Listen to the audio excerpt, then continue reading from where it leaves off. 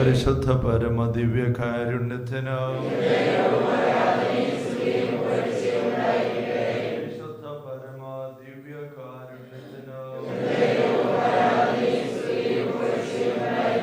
പരിശുദ്ധ പരമദിവ്യകാരുണ്യ ഈശോയ്ക്ക് ഈശോ മിശിഹായ്ക്ക് സ്തുതിയായിരിക്കട്ടെ.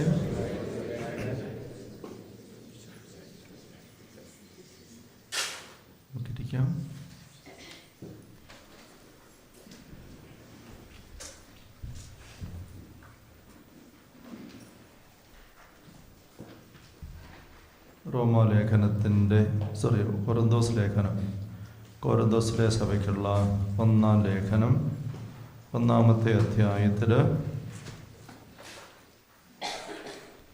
കൊരിന്തോസിലെ സഭയ്ക്കുള്ള ഒന്നാം ലേഖനം 1-ാമത്തെ അധ്യായം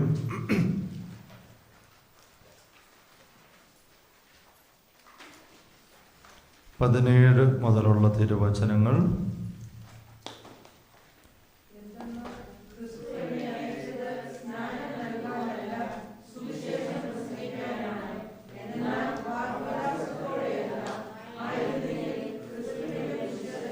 വ്യർത്ഥമാകുമായിരുന്നു. അപ്പോസ്തലൻ ചില കാര്യത്തെപ്പറ്റിയൊക്കെ പറഞ്ഞു വരുന്നതിൻ്റെ ഭാഗമായിട്ട് നമ്മൾ ശ്രദ്ധിക്കുകയാണ്. പൗലോസ് ആൾക്കാരെ സ്നാനപ്പെടുത്തിയതിന് റോമായിലെ സഭയിൽ കുറച്ചാൾ ഞാൻ പൗലോസിൻ്റെ തന്നെ 12-ാം വാക്യം ഞാൻ അപ്പോളോസിൻ്റെതാണ് അങ്ങനെയൊക്കെ പറഞ്ഞുകൊണ്ട് പൗലോസ് മുഖ്യവർ പൗലോസിൻ്റെ ആൾക്കാരാണെന്ന്, അപ്പോളോസ് മുഖ്യവർ അപ്പോളോസിൻ്റെ ആൾക്കാരാണെന്ന് തർക്കമൊക്കെ ആയിട്ട് വരുന്നതിനെ പറ്റി പറഞ്ഞു വരുമ്പം അപ്പോസ്തലൻ നേരെ തെളിച്ച് പറയുക, എന്നെ അയച്ചത് സ്നാനം നൽകാനായിട്ടല്ല, സുവിശേഷം പ്രസംഗിക്കാനാണ്. സുവിശേഷം പ്രസംഗിച്ച് കഴിയുമ്പം അനുതാപമുണ്ടാവും. ആ അനുതാപത്തിന് പ്രതികരിക്കുമ്പം അന്വേഷിച്ച് വരുമ്പോൾ സ്നാനം ഉണ്ടാവും. അപ്പം സ്നാനം നടത്തുക എന്നുള്ളതല്ല എൻ്റെ ഉദ്ദേശം. എന്നെ നിയോഗിച്ചിരിക്കുന്നത് അല്ലെന്നല്ല പറയുന്നത് യഥാർത്ഥത്തിൽ. പക്ഷെ അത് അപ്പോസ്തലൻ ഊന്നൽ കൊടുക്കുന്നത് വചനപ്രഘോഷണം, സുവിശേഷം പ്രസംഗിക്കുക. അപ്പോൾ അത് വാഗ്വിലാസത്തോടെ അല്ല. ആയിരുന്നെങ്കിൽ ക്രിസ്തുവിൻ്റെ കുരിശ് വ്യർത്ഥമാകുമായിരുന്നു. അപ്പോൾ സുവിശേഷ പ്രസംഗത്തിൻ്റെ കരുത്ത് വാഗ്വിലാസമല്ല, ഈശോയുടെ കുരിശിനോടുള്ള ബന്ധമാണ്. ഈശോയുടെ കുരിശിനോടുള്ള ബന്ധത്തിലാണ് സുവിശേഷ പ്രഘോഷണത്തിൻ്റെ കരുത്ത് എന്ന് അപ്പോസ്തലൻ മനസ്സിലാക്കുകയാണ്. അപ്പോൾ ഈശോയുടെ ബലി നമ്മൾ കഴിഞ്ഞ സെഷനിൽ കണ്ടുവന്നതും അതുതന്നെയാണ്.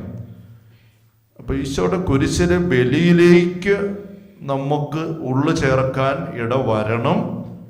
ധ്യാനം കൂടുമ്പോൾ, സുവിശേഷ പ്രസംഗം കേൾക്കുമ്പോൾ, വചനം പഠിക്കുമ്പോൾ, അതിനിടവരാതെയുള്ള സുവിശേഷ പ്രസംഗവും പരിപാടികളും അപ്പോസ്തലൻ പറയാണ് സുവിശേഷ പ്രസംഗത്തിന് എന്നെ അയച്ചത്, സ്നാനത്തിനല്ല എന്ന് പറയുമ്പം മറ്റ് അനുബന്ധ കാര്യങ്ങൾ ഒത്തിരിയുണ്ട്. പള്ളിയായിട്ട് ബന്ധപ്പെട്ട് ധ്യാനകേന്ദ്രവുമായി ബന്ധപ്പെട്ട് ഒരുപാട് കാര്യങ്ങൾ ചെയ്യാറുണ്ട്. അതൊന്നും വേണ്ടെന്നല്ല, അതെല്ലാം വേണം. പക്ഷെ മർമ്മം സുവിശേഷ പ്രസംഗം. ആ പ്രസംഗത്തിൻ്റെ തന്നെ മർമ്മം എന്താണ്? കുരിശിലേക്ക്, ഈശോയുടെ ബലിയിലേക്ക് വരിക. അതുകൊണ്ടാണല്ലോ ലൂക്കാ 24-47 വാക്യത്തിലും നിങ്ങൾ പോയി സുവിശേഷം പ്രസംഗിക്കുക. എന്ത് പ്രസംഗിക്കണം? പാപമോചനത്തിനായുള്ള അനുതാപം പ്രസംഗിക്കണം. പാപമോചനത്തിനായി അനുതാപം ഉണ്ടാകണം. അതിന് തക്ക പ്രസംഗം വേണം നിങ്ങൾ ചെയ്യാൻ. പ്രസംഗത്തിലൂടെ ആളുകളുടെ ഉള്ളങ്ങൾ ഈശോയുടെ കുരിശിലെ ബലി വഴിയുള്ള പാപമോചന അനുഭവത്തിലേക്ക് വരണം. അപ്പം നമ്മൾ കഴിഞ്ഞ സൃഷ്ടി കാണുകയുണ്ടായി നമ്മുടെ ജീവിതത്തിൻ്റെ ആഴത്തിലേക്ക് നോക്കിയിട്ട് പാപങ്ങൾ കയറി കിടക്കുന്നത്. ടോയ്ലറ്റിൽ ഫ്ലഷ് ചെയ്ത് കളയാനായിട്ട് 1 സ്പൂൺ വെള്ളം കോരി ഒഴിച്ചാൽ പോരാ എന്ന് നമ്മൾ പറഞ്ഞു. ഒരു പിടി വെള്ളം കോരി ഒഴിച്ചാലും പോരാ. അപ്പം നമ്മുടെ ജീവിതത്തിൽ അതുപോലെ ഇങ്ങനെ ഫ്ലഷ് ചെയ്ത് കളയാത്ത അഴുക്കുകൾ, പാപങ്ങൾ ഒരുപാട് കിടക്കുന്നു. അത് നമുക്ക് ചോർച്ചയായിട്ട് ഭവിക്കുന്നു. നമ്മളത് പല രീതിയിൽ കഴിഞ്ഞ സെഷന് പരിശുദ്ധാത്മ നമുക്ക് കാണിച്ചു തരികയായിരുന്നു. അപ്പോൾ ഇവിടെ അപ്പോസ്തലൻ കുരിശിൻ്റെ കേന്ദ്രസ്ഥാനം, മർമ്മസ്ഥാനം, കുരിശെന്ന് വെച്ചാൽ ഈശോയുടെ കുരിശിലെ ബലി. തുറന്ന് വായിക്കും 18 മുതൽ. നാശത്തിലൂടെ ചരിക്കുന്നവർക്ക് കുരിശിൻ്റെ വചനം ഭോഷത്വമാണ്. രക്ഷയിലൂടെ ചരിക്കുന്ന നമുക്കോ ആ ദൈവത്തിൻ്റെ ശക്തി അത്രേ. വിജ്ഞാനികളുടെ വിജ്ഞാനം ഞാൻ നശിപ്പിക്കും, വിവേകികളുടെ വിവേകം ഞാൻ നിഷ്ഫലമാക്കും എന്ന് എഴുതപ്പെട്ടിരിക്കുന്നുവല്ലോ. വിജ്ഞാനി എവിടെ? നിയമജ്ഞൻ എവിടെ? ഈ യുഗത്തിൻ്റെ താർക്കികൻ എവിടെ? ലൗകിക വിജ്ഞാനത്തെ ദൈവം ഭോഷത്വമാക്കിയില്ലയോ? ദൈവത്തിൻ്റെ ജ്ഞാനത്തിൽ ലോകം ലൗകിക വിജ്ഞാനത്താൽ അവിടുത്തെ അറിഞ്ഞില്ല. തന്മൂലം വിശ്വസിക്കുന്നവരെ സുവിശേഷ പ്രസംഗത്തിൻ്റെ ഭോഷത്വം വഴി രക്ഷിക്കാൻ അവിടുന്ന് തിരുമനസ്സായി. യഹൂദർ അടയാളങ്ങൾ ആവശ്യപ്പെടുന്നു, ഗ്രീക്കുകാർ വിജ്ഞാനം അന്വേഷിക്കുന്നു. ഞങ്ങളാകട്ടെ യഹൂദർക്ക് ഇടർച്ചയും വിജാതിയർക്ക് ഭോഷത്വവുമായ ക്രൂശിക്കപ്പെട്ട ക്രിസ്തുവിനെ പ്രസംഗിക്കുന്നു. വിളിക്കപ്പെട്ടവർക്ക് യഹൂദരോ ഗ്രീക്കുകാരോ ആകട്ടെ ക്രിസ്തു ദൈവത്തിൻ്റെ ശക്തിയും ദൈവത്തിൻ്റെ ജ്ഞാനവുമാണ്. അപ്പം വിശ്വസിക്കുന്നവരെ സുവിശേഷ പ്രസംഗത്തിൻ്റെ ഭോഷത്വം വഴി രക്ഷിക്കാൻ അവിടെ തിരുമനസ്സായി. സുവിശേഷ പ്രസംഗം എങ്ങോട്ടാണ് പോകുന്നത്? കുരിശിലേക്ക്. അത് വാഗ്വിലാസത്തിലുമല്ല, വിജ്ഞാനത്തിലുമല്ല, ഈശോയുടെ കുരിശിലേക്ക് ഉള്ളങ്ങളെ തെളിച്ചെടുക്കാനായിട്ടാണ് സുവിശേഷ പ്രസംഗം സാധിക്കേണ്ടത്. അതുകൊണ്ട് ഞങ്ങൾ ക്രൂശിക്കപ്പെട്ട ക്രിസ്തുവിനെയാണ് പ്രസംഗിക്കുന്നത്. പ്രസംഗത്തിൻ്റെ വിഷയം ക്രൂശിതനായ ക്രിസ്തു. യഥാർത്ഥത്തിൽ നമ്മൾ ദൈവരാജ്യ അനുഭവ ധ്യാനത്തിലും ദൈവരാജ്യ അഭിഷേക ധ്യാനത്തിലും ക്രൂശിതൻ്റെ ചുറ്റുമാണ് നമ്മൾ കൂടുന്നത്. കുർബാനയിലേക്ക്, കരുണക്കൊന്തയിലേക്ക് നമ്മൾ വരുമ്പം ക്രൂശിക്കപ്പെട്ട ഈശോയുടെ പക്കലേക്കാണ് നമ്മൾ വരിക, നമ്മുടെ ജീവിതം മുഴുവനുമായിട്ട്. അത് വെറും ഭക്തി കാണിക്കാനായിട്ടല്ല, അത് നമ്മൾ ഓർമ്മിക്കണം. ഭക്തി കാണിച്ചുകൊണ്ട് തൻ്റെ അടുത്ത് വന്ന ഭക്ത സ്ത്രീകളെ കുരിശൻ്റെ വഴിയിൽ ഈശോ എന്നാ പറഞ്ഞു? നിങ്ങൾ എന്നെ ഓർത്ത് കരയണ്ട, എനിക്ക് നിങ്ങളുടെ കരച്ചിലല്ല വേണ്ടത്, നിങ്ങളെയും നിങ്ങളുടെ മക്കളെയും ഓർത്ത് കരഞ്ഞേ. നിങ്ങളെയും നിങ്ങളുടെ ജീവിതത്തെ നോക്ക്, ജീവിതത്തിൻ്റെ സന്തതികളെ, ജീവിതത്തിൻ്റെ പ്രവൃത്തികളെ എന്നൊരർത്ഥമുണ്ട്, വ്യംഗ്യാർത്ഥം. നിങ്ങളുടെ മക്കളെ ഓർത്ത് കരയുക. നമ്മൾ നമ്മുടെ ജീവിതത്തിലേക്ക് നോക്കിയിട്ട് നമ്മളെയും നമ്മുടെ മക്കളെയും കാർന്നോന്മാരെയും പൂർവികരെയും ഓർത്ത് കരയണം. അവിടെയാണ് വിടുതൽ കിട്ടേണ്ടത്. അതിനുവേണ്ടി ഈശോ ബലി അർപ്പിക്കുന്നത്, അതിനുവേണ്ടി ഈശോ കുരിശുമായിട്ട് പോകുന്നത്. അതുകൊണ്ട് നമ്മൾ കുരിശൻ്റെ വീട് നമ്മൾ ഈ ദിവസങ്ങളിൽ നടത്തുന്നു, നമ്മൾ സ്ഥിരമായിട്ട് നടത്താറുണ്ട്. കുരിശൻ്റെ വീട് നമുക്ക് ഇഷ്ടപ്പെട്ട ഭക്താഭ്യാസമാണ്. ആ കുരിശൻ്റെ വീട് നമ്മൾ ഭക്തി കൊണ്ട് ചെയ്താൽ പോരാ. ഈശോ എന്തിനു വേണ്ടി കുരിശുമായിട്ട് പോയോ ആ ഉന്നം വെച്ചുകൊണ്ട് ഈശോയോട് ഉള്ളു ചേർത്ത് കുരിശൻ്റെ വഴി നമ്മൾ പോകണം. പിന്നെ നമ്മൾ പറയുകയുണ്ടായി, കുരിശൻ്റെ വഴിയുടെ ഒന്നാം സ്ഥലത്ത് വെച്ച് തന്നെ നമ്മൾ നിലവിലിക്കാൻ നമ്മൾ കണ്ടു. ഒന്നാം സ്ഥലത്ത് വെച്ച് തന്നെ നമ്മൾ കർത്താവിനോട് ടാറ്റ പറയുന്നുണ്ട്. അറിയാത്ത കുറ്റങ്ങൾ നിരയായി നമ്മൾക്കെതിരെ ചുമത്തുമ്പം നമ്മൾ പറയും, പരിപാടി പറ്റത്തില്ല, ഞാൻ സമ്മതിക്കത്തില്ല എന്ന് പറഞ്ഞ് നമ്മൾ ഇറങ്ങി പോകുമ്പോൾ കർത്താവിൻ്റെ കുരിശുമായിട്ട് നമുക്ക് ഒന്നാം സ്ഥലത്തിൻ്റെ ആരംഭത്തിൻ്റെ ബന്ധം പോലും ഇല്ല. ഒന്നാം സ്ഥലത്തിൻ്റെ അവസാനത്തിലാണ് കുരിശുമായിട്ട് ഈശോ ഇറങ്ങുന്നത്, അല്ലേ, വിധിക്കുന്നത്. ഒന്നാം സ്ഥലത്തിൻ്റെ ആരംഭം കുറ്റാരോപണമാണ്, അതിൻ്റെ രണ്ടാം പകുതിയിലാണ് വിധി. അപ്പോൾ ആരംഭത്തിലെ കുറ്റാരോപണം നമുക്ക് നേർക്ക് വരുമ്പോൾ തന്നെ നമ്മൾ ഇട്ടിട്ട് ചാടുകയാണ്. അപ്പോൾ ആ കുരിശൻ്റെ വീട് നമ്മൾ നടത്തുമ്പോൾ അതൊരു ഭക്താഭ്യാസമായിട്ട് മാത്രം പോയാൽ ഉള്ളു ഈശോയുടെ ആ ശൈലി എടുക്കാതെ വരുമ്പോൾ ഈശോയും പത്ത് സ്ത്രീയോട് പറഞ്ഞു തന്നെ നമ്മോട് പറഞ്ഞു, നിങ്ങൾ എന്നെ ഓർത്ത് ഇങ്ങനെ കരയണ്ട. കാരണം ഈശോ പറഞ്ഞു, യോഹന്നാൻ 10 പറയുന്നുണ്ട്, ഞാനിത് ആരും ബലമായിട്ട് എന്നെ പിടിച്ചെടുക്കുന്നതല്ല, ഞാൻ സമയത്തെ അർപ്പിക്കുന്നതാണ്. ഞാനത് അറിഞ്ഞ് വിട്ടുകൊടുത്ത എന്നെ തന്നെ. എനിക്ക് വേണേൽ ഇട്ടിട്ട് പോകാമായിരുന്നു, അല്ല അപ്പനോട് പറയാമായിരുന്നു, പറ്റുകയല്ല, അല്ല, ഞാൻ അറിഞ്ഞ് ഏറ്റെടുത്തതാണ്. അതുകൊണ്ട് ആ ഒരു മനോഭാവം നമ്മൾ എടുക്കണം ഈശോയുടെ കുരിശിലേക്ക് നോക്കുമ്പോൾ. ഒപ്പം അതിനകത്ത് ഭക്തി സ്നേഹം എല്ലാം വരികയും ചെയ്യും. അസിസി പുണ്യവാൻ കുരിശെന്നൊരു നോക്കി വാവിട്ട് കാറുമായിരുന്നു. അസിസി പുണ്യവാൻ രാത്രിയിൽ അദ്ദേഹത്തിന് മുറിയിൽ നിന്ന് വാവിട്ട് കാർച്ച കേൾക്കും. ചിലപ്പോൾ ശിഷ്യന്മാർ ഓടിച്ചെല്ലും, ഒരു അപകടം പറ്റുമെന്നറിയാം. അപ്പം ചെല്ലുമ്പോൾ കാണുന്ന കുരിശുരൂപത്തിനുമല്ല ഇങ്ങനെ കരഞ്ഞോട് നിൽക്കുന്ന അസിസിയാണ്. അദ്ദേഹം ഈശോയോട് പ്രാർത്ഥിച്ചു, അങ്ങ് കുരിശ് കിടന്നപ്പോൾ സഹിച്ച അതേ വേദന എനിക്ക് ഒന്ന് സഹിക്കാൻ തരാമോ? അങ്ങനെ ചോദിച്ചു. ഈശോ അത് കൊടുത്തു. അതാണ് പഞ്ചക്ഷതമായിട്ട് കിട്ടിയത്. അങ്ങ് കുരിശ് കിടന്നപ്പോൾ അനുഭവിച്ച അതേ വേദന ഞാനും അനുഭവിക്കട്ടെ, എനിക്കും തരാമോ എന്ന് ചോദിക്കുകയാണ്. അപ്പോൾ ഈശോ അത് കൊടുത്തു, പഞ്ചക്ഷതം കിട്ടി. അതാണ് ഈശോയോട് ചേർന്ന് ചേർന്ന് ചേർന്ന് വരുമ്പോൾ കുരിശിനോട് വരുന്ന ഇഷ്ടം, കുരിശിനോട് വരുന്ന അടുപ്പം. അപ്പം നമ്മൾ എന്തുമാത്രം ഈശോയോട് ഉള്ളു ചേർത്തു, നമ്മുടെ ഊസിയായും ഈശോയുടെ ഊസിയായും നമ്മൾ ചേരുന്നുണ്ടോ എന്നുള്ളതിൻ്റെ ഒരു ചെക്ക് ഐറ്റമാണ്. ചെക്ക് ലിസ്റ്റിനകത്ത് ഒന്നാമത്തെ ഒരു ഐറ്റമാണ് സഹനങ്ങളെ സ്വീകരിക്കാനുള്ള സന്നദ്ധത. സഹനങ്ങളെ സ്വീകരിക്കാനുള്ള സന്നദ്ധത. സഹനങ്ങളിൽ നിന്ന് ഓടി മാറേണ്ട പ്രവണത നമുക്ക് എല്ലാവർക്കും ഉണ്ട്. ഈശോയ്ക്കും ഉണ്ടായിരുന്നു. വാവിട്ട് കാറി പറ്റുമെങ്കിൽ മാറ്റി തരണയെന്ന് ഈശോ പ്രാർത്ഥിച്ചു. പക്ഷെ അറിഞ്ഞുകൊണ്ട് ഇറങ്ങുകയാണ്. അതുപോലെ സഹനങ്ങൾ വരുമ്പം പുഞ്ചിരിച്ചുകൊണ്ടൊന്നും നമുക്ക് സ്വീകരിക്കാൻ പറ്റില്ല. ഈശോ പുഞ്ചിരിച്ചുകൊണ്ട് കുരിശെ കടന്ന് മരിച്ചില്ല, വാവിട്ട് കാറിക്കൊണ്ടാണ്. കുത്തരേസ്യയുടെ ഒരു കമൻറ്റ് ഞാൻ ഇടയ്ക്ക് പറഞ്ഞിട്ടുണ്ട്. കുത്തരേസ്യ സ്വർഗത്തിൽ പോകാൻ ഒത്തിരി ആഗ്രഹിച്ചു. സ്വർഗമായിരുന്നു അവിടെ ഏറ്റവും ഇഷ്ടപ്പെട്ട വിഷയം. സ്വർഗത്തിൽ പോകണം. കുഞ്ഞുനാളുള്ള ഏക ചിന്ത അതാണ്. ആകാശത്തേക്ക് നോക്കി നടക്കുന്നതിനെ പറ്റിയൊക്കെ ജീവിതത്തിൽ കാണാം. ഇങ്ങനെ സ്വർഗത്തിലേക്ക് നോക്കി ഇങ്ങനെ നടക്കുക. രാത്രി നോക്കുമ്പോൾ സ്വർഗത്തിൽ ലൈറ്റ് തെളിച്ച് മാലാഖമാരെന്ന് പറയും നക്ഷത്രങ്ങളെ നോക്കിയിട്ട് പകലും ഇങ്ങനെ ആകാശത്ത് നോക്കി മേഘങ്ങളെ കണ്ടിങ്ങനെ നടക്കും. എന്നിട്ട് ചേച്ചി അനിയത്തി കൂടെ പോയി പഴക്കടക്കാരൻ്റെ തട്ടിയെല്ലാം മറിച്ചിട്ട് സംഭവമൊക്കെ നമ്മൾ കാണാം. അതുപോലെ സ്വർഗം നിറഞ്ഞ്. അപ്പം അവൾ പറയുമായിരുന്നു, ഞാൻ ചിരിച്ചോണ്ട് മരിക്കും സ്വർഗത്തിൽ പോകാറാണ്. അമ്മയുടെ അടുത്ത് എന്ന് കെട്ടിപ്പിടിച്ചിട്ട് ഉമ്മ കൊടുത്തോണ്ട് പറയുമായിരുന്നു, എന്താ പറഞ്ഞോടുന്നേ, അമ്മയൊന്നും മരിച്ചായിരുന്നെങ്കിൽ ഇങ്ങനെ പറയുമായിരുന്നു. അവൾക്ക് പറയുമ്പം പറയും, എന്നാലും അമ്മ സ്വർഗത്തിൽ പോകുള്ളൂ. ഇങ്ങനെ നിറഞ്ഞ വ്യക്തി പറയുമായിരുന്നു പിള്ളേരോട്. നോവിഷ്യേറ്റിൻ്റെ ചാർജ് ഉണ്ടായിരുന്ന അസിസ്റ്റൻ്റ് മിസ്റ്റസായിട്ട്, ഞാൻ പുഞ്ചിരിച്ചുകൊണ്ട് മരിക്കും. അസുഖം വന്ന് ആദ്യം ഒരു രാത്രിയിൽ ചോര ഛർദ്ദിച്ചു. രാത്രി എണീറ്റ് വെളിച്ചമില്ല.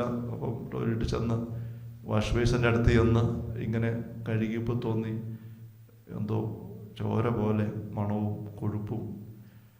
അപ്പോൾ അവൾ വിളക്ക് തിരിച്ചങ്ങോട്ട് നോക്കി, രക്തമാണെന്ന് മനസ്സിലായി. അതേപ്പറ്റി നവമാനിക്കത്ത് എഴുതിയിരിക്കുന്നത് നമുക്ക് വിശ്വസിക്കാൻ പറ്റിയല്ല. അവരെഴുതിയിരിക്കുന്നത് രക്തമാണ് ഛർദ്ദിച്ചെന്ന് കണ്ടപ്പോഴേ എൻ്റെ ഉള്ളിൽ വലിയ ആനന്ദം നിറഞ്ഞു. സ്വർഗത്തിൽ പോകാനുള്ള സമയമായിരിക്കുന്നു. ഇങ്ങനത്തെ ഒരു ചിന്തയായിട്ട് നടന്ന ആളാണ്. പക്ഷേ രോഗത്തിൻ്റെ അവസ്ഥയിൽപ്പെട്ട് നാളുകൾ കിടന്നു കഴിഞ്ഞപ്പം മുഖത്ത് പുഞ്ചിരിയില്ലായിരുന്നു. അതേപ്പറ്റി അടുത്ത് വന്ന് നിന്ന് നോവിസിസിലെ തൻ്റെ പിള്ളേർ അടുത്ത് വന്ന് നിന്ന് ഇവിടെ ഇങ്ങനെ സഹനത്തിൽ കൂടെ കടന്നു പോകുമ്പോൾ 1.5 വർഷക്കാലം ക്ഷയരോഗവുമായിട്ട് ചോര ഛർദ്ദിച്ച് കിടക്കുമ്പോൾ അവളിടയ്ക്ക് പറയുന്നതായിട്ട് നവമാനിക്കത്ത് അവസാന അനുഭവത്തിൽ കൊടുത്തിട്ടുണ്ട്. അവൾ പറഞ്ഞു, നിങ്ങളിപ്പം നോക്കുമ്പോൾ എൻ്റെ മുഖത്ത് അത്ര പുഞ്ചിരി കാണുന്നില്ലെന്ന് എനിക്കറിയാം.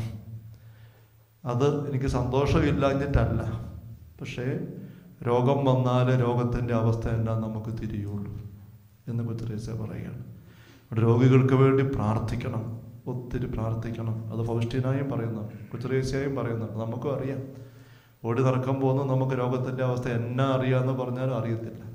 ഏതാനും മാസങ്ങൾ ദീർഘിക്കുന്ന പെട്ടെന്നൊന്നും ഭേദമാവുകയില്ലാത്ത എന്തെങ്കിലും രോഗത്തിലേക്ക് വന്നു കഴിയുമ്പോഴാണ് നമ്മൾ ശരിക്കും അറിയുന്നത് എന്താ അതിൻ്റെ ഞെരുക്കം, നിസ്സഹായത. അവർക്ക് ഒത്തിരി പ്രാർത്ഥന ആവശ്യമുണ്ട്.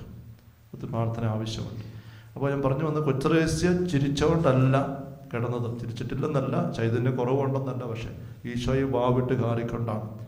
പക്ഷേ നമുക്ക് കുരിശ് എപ്പോഴും സഹനത്തിൻ്റെ തന്നെയാണ്. പക്ഷെ അതിനോടുള്ള ഒരു വിപ്രതിപത്തി നമ്മൾ മറികടക്കാനിട വരും. അസ്സിസി പുണ്യവാൻ ഈശോയോട് ചോദിച്ചു, അങ്ങ് കുരിശെ കിടന്ന പാണിയെ തൂങ്ങി കിടന്ന് മരിച്ചപ്പോൾ അനുഭവിച്ച വേദന എനിക്കും അനുഭവിക്കണം. ഇത് നമുക്ക് എങ്ങനെ മനസ്സിലാക്കാൻ പറ്റും? അത് നമ്മളുമായിട്ട് ഒരുപാട് ദൂരമുണ്ടെന്ന് നമുക്ക് പെട്ടെന്ന് തന്നെ തിരിയുകയാണ്. നമ്മളുമായിട്ട് ഒരുപാട് ദൂരം. രണ്ടാമത്തെ ക്രിസ്തു എന്ന് പറയുന്ന ആളാണ് അസ്സിസി പുണ്യവാൻ. രണ്ടാമത്തെ ക്രിസ്തു. ഈശോ അത് കൊടുക്കുകയും ചെയ്തു. പ്രാർത്ഥിച്ചൊരിക്കലും ഇങ്ങനെ നിൽക്കുമ്പോൾ പെട്ടെന്ന് കുരിശുരൂപത്തിൽ നിന്നും 5 മുറിവുകളിൽ നിന്ന് പ്രകാശ കതിരുകൾ ഇങ്ങനെ വന്ന് അദ്ദേഹത്തിൻ്റെ മേൽ തട്ടി മറിഞ്ഞു വീണു. പഞ്ചക്ഷതങ്ങൾ അങ്ങനെ ഇൻസ്റ്റൻ്റായിട്ട് ഉണ്ടായതായിട്ട്. പഞ്ചക്ഷതങ്ങൾ വേറെയും ഒക്കെ നമുക്കറിയാം. ഒത്തിരി പേർക്ക് തമ്പുരാൻ കൊടുത്തിട്ടുണ്ട്. സഹനം. അപ്പോൾ ഈ സഹനത്തോടുള്ള ഒരു സ്നേഹമെന്ന് പറയുന്നതും നമ്മുടെ ആത്മീയ ക്വാളിറ്റിയുടെ ഒരടയാളമാണ്. പൗലോസ് അപ്പോസ്തലനും പഞ്ചക്ഷതം ഉണ്ടായിരുന്നുവെന്നാണ് ഒരു സൂചന പണ്ഡിതന്മാർ പറയുന്നത്. കാരണം എൻ്റെ ശരീരത്തിൽ ഞാൻ കർത്താവിൻ്റെ അടയാളങ്ങൾ വഹിക്കുന്നുവെന്ന് ഗലാത്യ ലേഖനത്തിലാണ്, റോമാലേഖനത്തിലാണ് എവിടെയോ അപ്പോസ്തലൻ എഴുതുന്നുണ്ട്. കർത്താവിൻ്റെ അടയാളം എൻ്റെ ശരീരത്തിൽ ഞാൻ വഹിക്കുന്നു. അത് പഞ്ചക്ഷതങ്ങളെ പറ്റിയാണ്. ചില പഞ്ചക്ഷതങ്ങൾ പുറമെ മുറിവായിട്ട് കാണുകയല്ല, രക്തവും കാണുകയല്ല, പക്ഷേ മുറിവ് തന്നെയായിരിക്കും, വേദന എല്ലാം ഉണ്ടാവും. അങ്ങനെയുള്ള പഞ്ചക്ഷതങ്ങളും ഉണ്ട്. അപ്പം അങ്ങനെ ആയിരുന്നിരിക്കാം അല്ലെന്ന് പറയുന്നുണ്ട്. ഇവിടെ 2-ാമത്തെ അധ്യായത്തിൽ 1 കൊരിന്തോസ് 2 1-2 വാക്യങ്ങൾ 1 മുതൽ 1 കൊരിന്തോസ് 2-ാം അധ്യായം 1 മുതൽ സഹോദരരെ, ഞാൻ നിങ്ങളുടെ അടുക്കൽ വന്നപ്പോൾ ദൈവത്തെപ്പറ്റി സാക്ഷ്യപ്പെടുത്തിയത് വാഗ്വിലാസത്താലോ വിജ്ഞാനത്താലോ അല്ല, നിങ്ങളുടെ ഇടയിലായിരുന്നപ്പോൾ യേശുക്രിസ്തുവിനെ കുറിച്ചല്ലാതെ, അത് ക്രൂശിതനായവനെ കുറിച്ചല്ലാതെ മറ്റൊന്നിനെക്കുറിച്ചും അറിയേണ്ടതില്ലെന്ന് ഞാൻ തീരുമാനിച്ചു. നിങ്ങളുടെ മുമ്പിൽ ഞാൻ ദുർബലനും ഭയചകിതനുമായിരുന്നു. എൻ്റെ വചനവും പ്രസംഗവും വിജ്ഞാനം കൊണ്ട് വശീകരിക്കുന്നതായിരുന്നില്ല, പ്രത്യുത ആത്മാവിൻ്റെ ശക്തിയുടെയും വെളിപ്പെടുത്തലായിരുന്നു. നിങ്ങളുടെ വിശ്വാസത്തിൻ്റെ അടിസ്ഥാനം മാനുഷിക വിജ്ഞാനമാകാതെ ദൈവശക്തിയാകാനായിരുന്നു അത്. ദൈവശക്തി. 18-ാം വാക്യം 1-ാം വാക്യത്തിൽ 1-ാം അധ്യായത്തിൽ 18-ാം വാക്യം 1 നോക്കിക്കേ. 1-ാം അധ്യായം 18-ാം വാക്യം 1 വായിച്ച്. നാശത്തിലൂടെ ചരിക്കുന്നവർക്ക് കൃഷ്ണന്റെ വചനം ഭോഷത്വമാണ്, രക്ഷയിലൂടെ ചരിക്കുന്ന നമുക്കോ അത് ദൈവത്തിന്റെ ശക്തി അത്രേ. അപ്പൊ ദൈവശക്തി, പരിശുദ്ധാത്മാവാണ് ശക്തി. പക്ഷെ ഇവിടെ പുസ്തകം പറയാണ് കുരിശ് ദൈവത്തിന്റെ ശക്തിയാണ്. അതുകൊണ്ടാണ് 2:5 അടിസ്ഥാനം, നിങ്ങളുടെ വിശ്വാസത്തിന്റെ അടിസ്ഥാനം മാനുഷിക വിജ്ഞാനമാകാതെ ദൈവശക്തിയാകാനായിരുന്നു. കുരിശില് ദൈവം വെളിപ്പെടുത്തിയ ശക്തി അത് സ്നേഹത്തിന്റെ ശക്തിയാണ്. അപ്പോൾ 2-ാം വാക്യത്തിൽ പറയുന്നത്, ഞാൻ യേശുക്രിസ്തുവിനെ കുറിച്ചല്ലാതെ, അത് ക്രൂശിതനായവനെ കുറിച്ചല്ലാതെ മറ്റൊന്നിനെ കുറിച്ച് അറിയേണ്ടതില്ലെന്ന് തീരുമാനിച്ചു.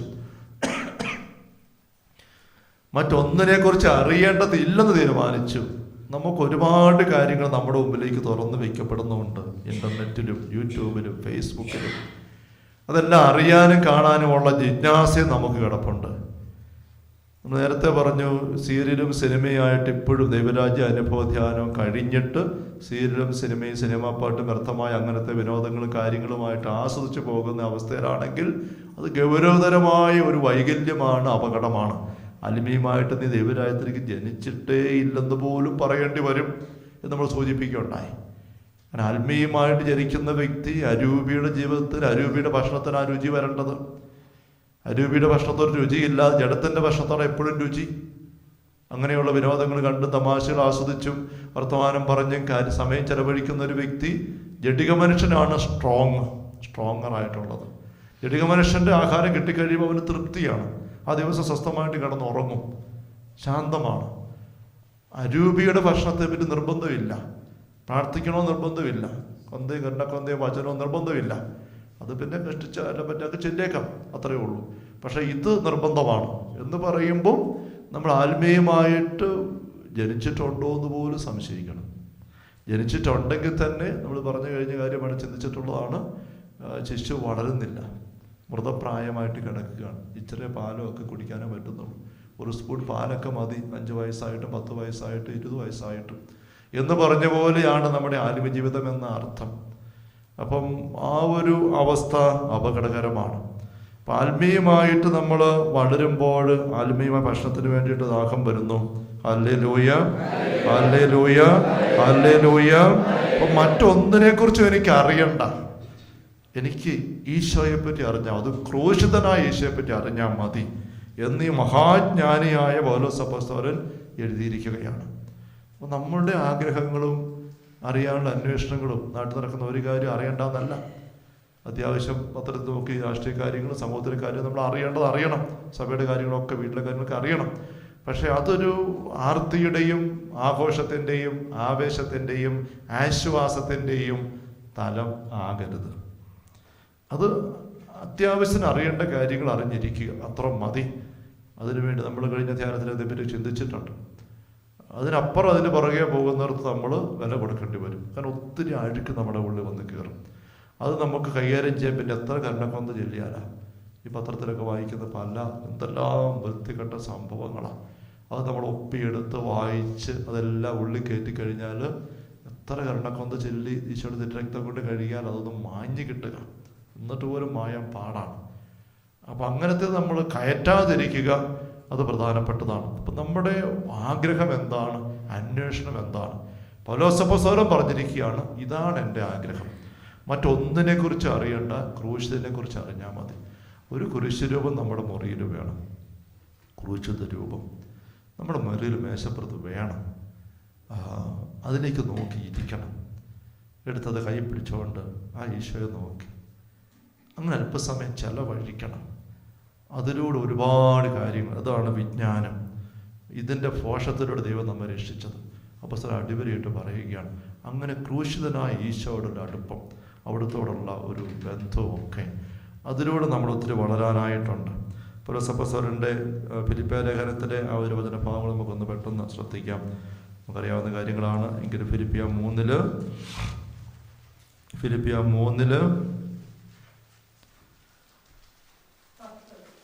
10 മുമ്പ് നമുക്കറിയാം 4 മുതൽ ഫിലിപ്പിയ 3:4 മുതലുള്ള വാക്യങ്ങൾ. എനിക്ക് ശരീരത്തിന് പ്രത്യാശ വയ്ക്കാൻ നമുക്ക് ഒരുമിച്ച് വായിക്കാം. നമുക്കറിയാവുന്ന കാര്യങ്ങൾ നമുക്ക് ഓർമ്മ പുതുക്കിയെടുക്കാം. ശരീരത്തിന് പ്രത്യാശ വയ്ക്കാൻ കഴിയും. ശരീരത്തിൽ പ്രത്യാശയുണ്ട് എന്ന് വിചാരിക്കുന്ന ആരെയേക്കാൾ കൂടുതലായി അതിനുള്ള അവകാശം എനിക്കുണ്ട്. കാരണം 8-ാം ദിവസം പരിശോധന ചെയ്യപ്പെട്ടവനാണ് ഞാൻ.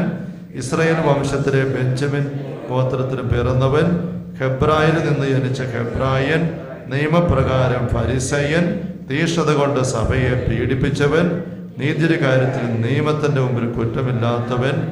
എന്നാൽ എനിക്ക് ലാഭമായിരുന്ന ഇവയെല്ലാം ക്രിസ്തുവിനെ പ്രതി നഷ്ടമായി ഞാൻ കണക്കാക്കി. ഇവ മാത്രമല്ല, എൻ്റെ കർത്താവായ യേശു ക്രിസ്തുവിനെ പറ്റിയുള്ള ജ്ഞാനം കൂടുതൽ വിലയുള്ളതാകയാൽ സർവവും നഷ്ടമായി തന്നെ ഞാൻ പരിഗണിക്കുന്നു. അവനെ പ്രതി ഞാൻ സകലവും നഷ്ടപ്പെടുത്തുകയും ഉച്ഛിഷ്ടം പോലെ കരുതുകയുമാണ്. ഇത് ക്രിസ്തുവിനെ നേടുന്നതിനും അവനോടുകൂടെ ഒന്നായി കാണപ്പെടുന്നതിനും വേണ്ടി അത്രേ. എനിക്ക് നിയമത്തിൽ നിന്ന് ലഭിക്കുന്ന നീതി അല്ല ഉള്ളത്, പിന്നെയോ ക്രിസ്തുവിലുള്ള വിശ്വാസം വഴി ലഭിക്കുന്ന നീതിയാണ്. അതായത് വിശ്വാസത്തെ ആസ്പദമാക്കി ദൈവത്തിൽ നിന്നുള്ള നീതി. അത് അവനെയും അവൻ്റെ പുനരുദ്ധാനത്തിൻ്റെയും ഞാൻ അറിയുന്നതിനും അവൻ്റെ സഹനത്തിൽ പങ്കുചേരുന്നതിനും അവൻ്റെ മരണത്തോട് താതാത്മ്യപ്പെടുന്നതിനും വേണ്ടിയാണ്. അങ്ങനെ മരിച്ചവരിൽ നിന്നുള്ള ഉയർപ്പ് പ്രാപിക്കാമെന്ന് ഞാൻ പ്രതീക്ഷിക്കുന്നു. കുറച്ചുകൂടെ വായിക്കാം. ഇതെനിക്ക് കിട്ടിക്കഴിഞ്ഞെന്നോ ഞാൻ പരിപൂർണനായെന്നോ അർത്ഥമില്ല. ഇത് സ്വന്തമാക്കാൻ വേണ്ടി ഞാൻ തീവ്രമായി പരിശ്രമിക്കുകയാണ്. യേശുക്രിസ്തു എന്നെ സ്വന്തമാക്കിയിരിക്കുന്നു. സഹോദരരെ, ഞാൻ തന്നെ ഇനിയും ഇത് സ്വന്തമാക്കിയെന്ന് കരുതുന്നില്ല. എന്നാൽ ഒരു കാര്യം ഞാൻ ചെയ്യുന്നു, എൻ്റെ പിന്നിലുള്ളവയെ വിസ്മരിച്ചിട്ട് മുൻപിലുള്ളവയെ ലക്ഷ്യമാക്കി ഞാൻ മുന്നേറുന്നു. യേശുക്രിസ്തുവിലൂടെ ഉന്നതത്തിലേക്കുള്ള ദൈവത്തിൻ്റെ വിളിയാകുന്ന സമ്മാനത്തിന് വേണ്ടി ഞാൻ ലക്ഷ്യത്തിലേക്ക് പ്രയാണം ചെയ്യുന്നു.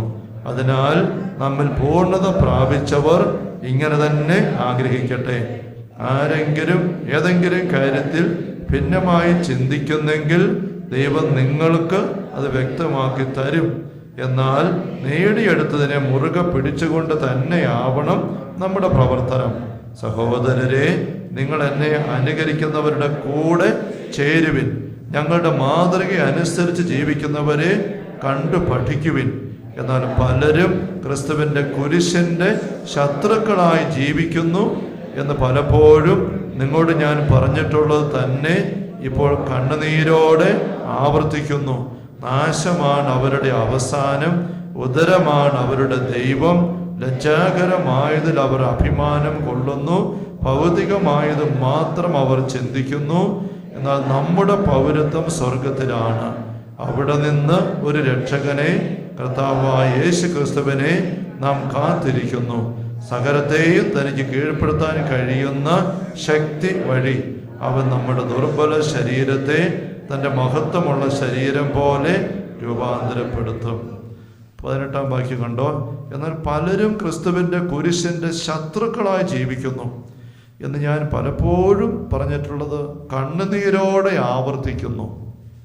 നമ്മുടെ അപ്പോസ്തല പ്രവർത്തനം 20 കണ്ടതാണ്. ഞാൻ രാപകൽ വീട് തോറും വന്നും ഭവനങ്ങൾ തോറും വന്നും കണ്ണുനീരോടെ നിങ്ങളെ ഉപദേശിക്കുന്നു വിരമിച്ചിട്ടില്ല. നിങ്ങൾ നന്മയ്ക്ക് ഉതകുന്ന ഒരു കാര്യം ഞാൻ പറഞ്ഞു തരാതിരുന്നിട്ടില്ല എന്ന് പറയുമ്പോൾ ഇവിടെ അപ്പസ്തലൻ പറയാണ്, ഞാൻ കണ്ണുനീരോടെ ആവർത്തിക്കുന്നു, പലരും കുരിശന്റെ ശത്രുക്കളായിട്ട് ജീവിക്കുന്നു. അവരുടെ ശൈലിയാണ് തുറന്ന് പറയുന്ന കാര്യങ്ങളൊക്കെ ഭൗതികമായിട്ട് മാത്രം ചിന്തിക്കുന്നു. ഉദരമാണ് അവരുടെ ദൈവം, ലജ്ജാകരമായ ആനന്ദങ്ങൾ അവർ മുഴുകുന്നു. അങ്ങനെ പോവുകയാണ്. അത് പോരാ. കുരിശന്റെ ശത്രുക്കളല്ല, കുരിശന്റെ സ്നേഹിതരായിട്ട് 10-ാം വാക്യം അവനെയും അവൻ്റെ പുനരുത്ഥാനത്തിൻ്റെ ശക്തി ഞാൻ അറിയുന്നതിനും അവൻ്റെ സഹനത്തിൽ പങ്കുചേരുന്നതിനും അവൻ്റെ മരണത്തോട് താതാത്മ്യപ്പെടുന്നതിനും വേണ്ടിയിട്ടാണ്. അപ്പം സഹനത്തിൽ പങ്കുചേരുക, മരണത്തോട് താതാത്മ്യപ്പെടുക. അതാണ് അസ്സിസി പുണ്യവാനും പറഞ്ഞത്, അങ്ങയുടെ സഹനത്തിൽ എനിക്കൊന്ന് പങ്കുചേരണം. അങ്ങ് കുരിശിൽ മരിച്ചപ്പോൾ അനുഭവിച്ചത് എനിക്കൊന്ന് അനുഭവിക്കാൻ സാധിക്കണം.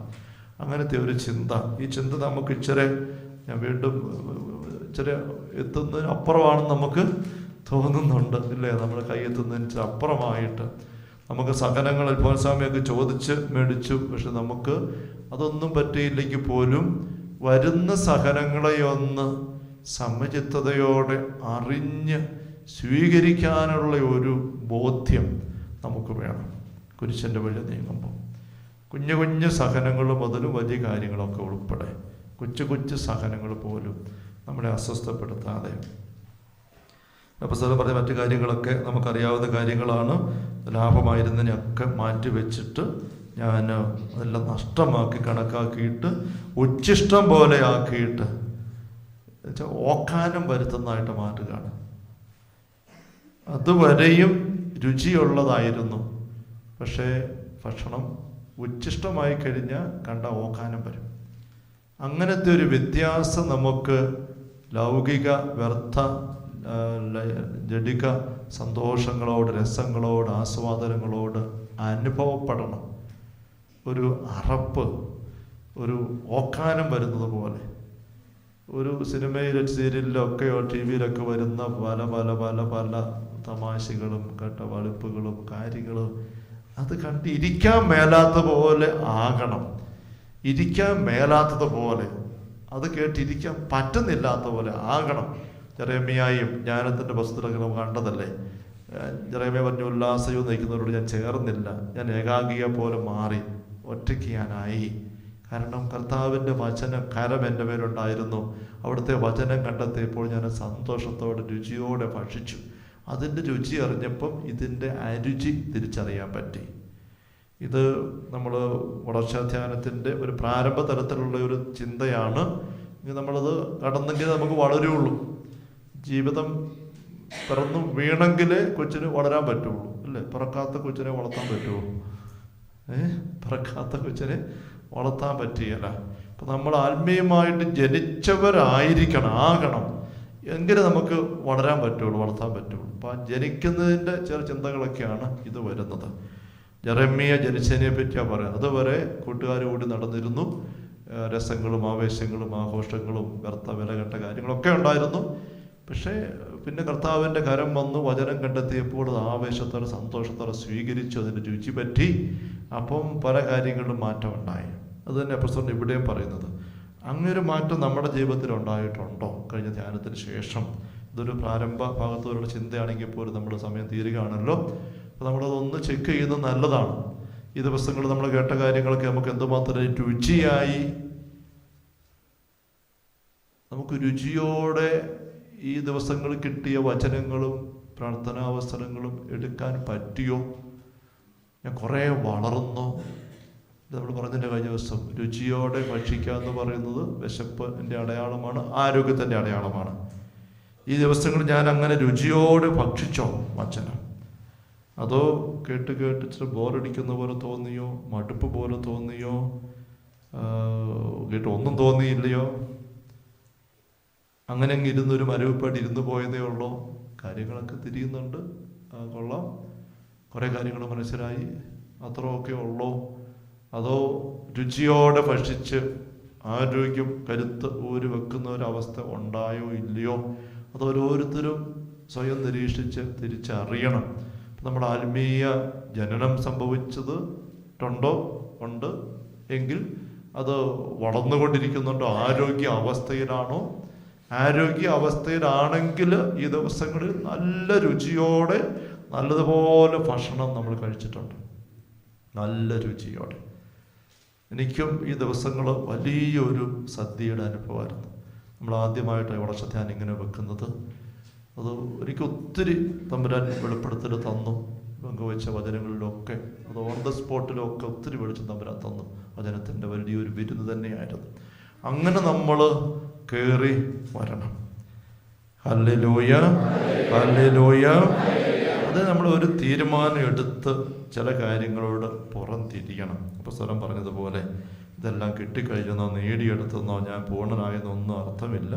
ഒരു കാര്യം ഉറപ്പ്, ഈശോ എന്നെ സ്വന്തമാക്കിയിരിക്കുന്നു. നമ്മളെല്ലാവരെയും 69 പേരെയും ഈശോ സ്വന്തമാക്കി എന്നെ. പക്ഷെ ഞാൻ ഈശോയെ ഇതുവരെയും സ്വന്തം വേണ്ട പോലെ ആക്കിയിട്ടില്ല. അതുകൊണ്ട് ഞാൻ പുറകിലുള്ളവയെ വിസ്മരിച്ചിട്ട് മുൻപിലുള്ളവയെ ലക്ഷ്യമാക്കി. മുമ്പിലുള്ളത് ക്രൂശിതനായ ഈശോ, ഉദ്ധിതനായ ഈശോ.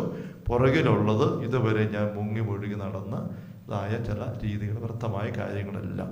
അപ്പോൾ അവിടെ ഒരു പുറം തിരിഞ്ഞിട്ട് മുന്നോട്ടുള്ള ഒരു പോക്ക്, ഒരു പ്രയാണം തീവ്രമായിട്ട് ശ്രമിക്കുകയാണ്.